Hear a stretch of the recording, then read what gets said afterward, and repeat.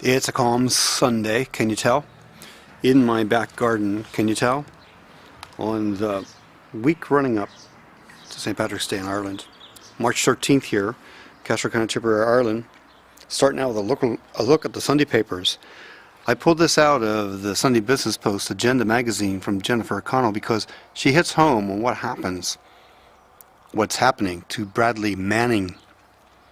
And I tag it under the category of whistleblowing.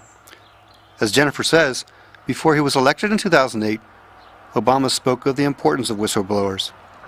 The treatment being given to Manning isn't that of a whistleblower, it's that of a traitor, and it's hard to register what that means in Ireland, but newspapers cover it. Sunday Business Post is pretty thin today. In fact, I just cut to the quick.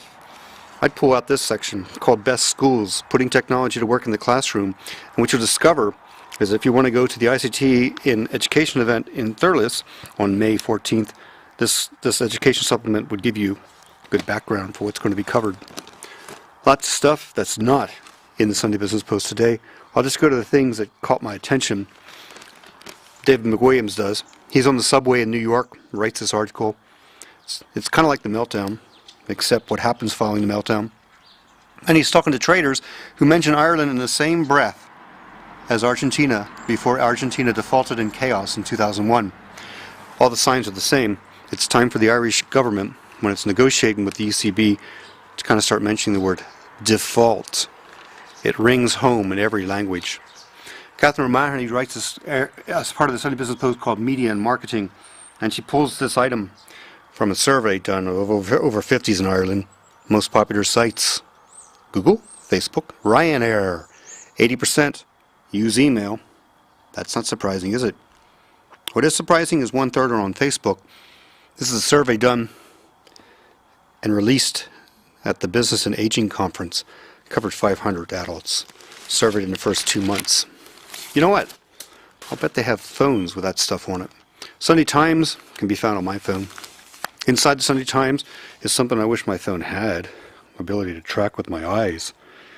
This is a story that's inside the Sunday Times tech section. It's written by Simon Kurz when he's looking at stuff that takes Connect to the next level. Basically a near infrared illuminator, an optical sensor. Move your eyes around and stuff starts to happen on screen. Quite welcome if you're using a trackpad, fiddly trackpad on a laptop. But gaze control is a long way to go. Inside the Sunday Times, lots of stuff about the nuclear plant exploding. Lots of other stuff too about Ireland and how it's a new government. I tracked it on Twitter as the government was sworn into office.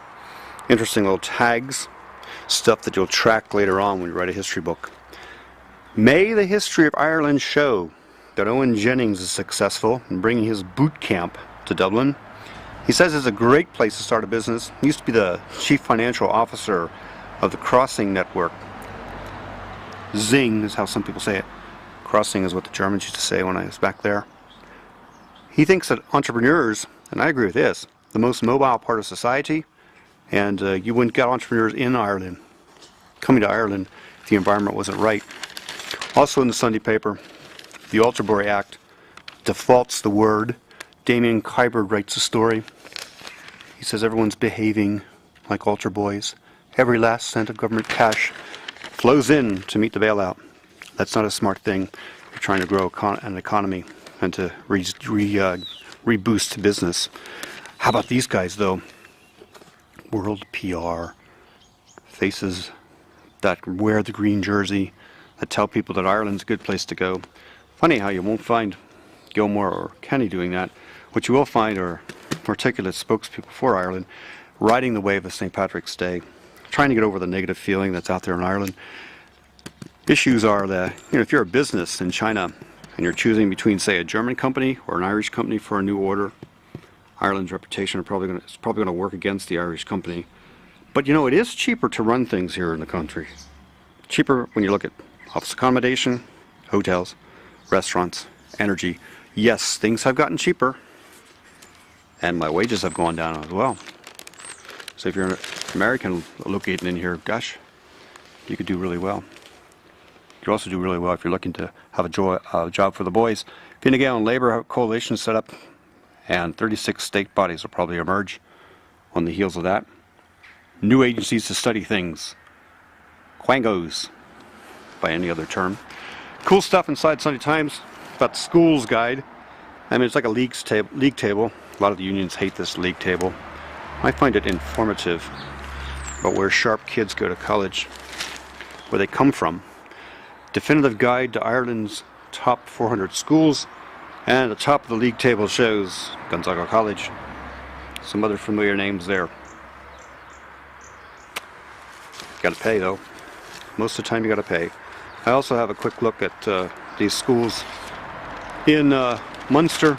That's about where I am. Good schools, smart kids. I hope they all come and enroll in my multimedia program, a BSc in Creative Multimedia. Bring their laptops along with them. There's a tax, Colin Coyle points out, on online content. So what's going to happen? Everybody's going to pay a television charge. Won't be called that. Just be called some kind of a house charge, because content costs. And you can get that content anywhere now. On your laptop, on your phone, in your purse, in your backpack. You won't find this for us getting a quick clip today. I have to deal with it. Cut that grass. Also have to grow some things here. Plant some begonias. So I'm off to do that. You can see my projects underway at flickr.com/photos/Irish eyes. Follow me on Twitter at topgold. Bernie Gobach, Cashel, County Tipperary, Ireland, saying thanks for listening. Bye for now.